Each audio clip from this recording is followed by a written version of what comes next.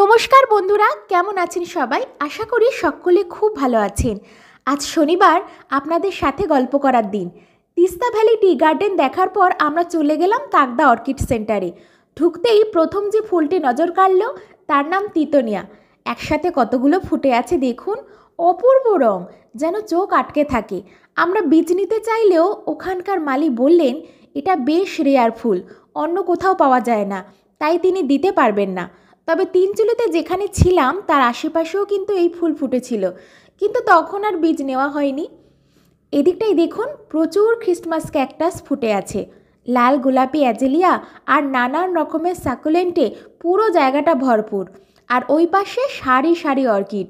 আমরা যখন গিয়েছিলাম তখন অর্কিডে ফুল ছিল না, ফুলের সময়টা তখন শেষ হয়ে গেছে। কিন্তু তাতে কি, সবুজ গাছগুলোই এত সুন্দর লাগে, মন ভরে যায়। এই গাছটিকে দেখুন, সবুজ পাতা আর মাঝখানে লাল রং, দারুণ লুক। টবে লাগিয়ে সেন্টার টেবিলে রাখলে ঘরের সাজ মুহূর্তে বদলে যাবে। আর এটিকে দেখুন, এত সুন্দর দেখতে যে আমার তো ইচ্ছে করছে বাড়িতেই একটা লাগাই। হবে কি না জানি না, তবে ইচ্ছে খুব। আর এই যে আমার মূল্যবান রত্নটি, বাবার কোলে চেপে কত মজা করছে। শুধু বাবার কোল নয়, ঠাম্মুর কোলে কোলে ঘুরছে, চারিদিকে তাকিয়ে সব কিছু দেখছে।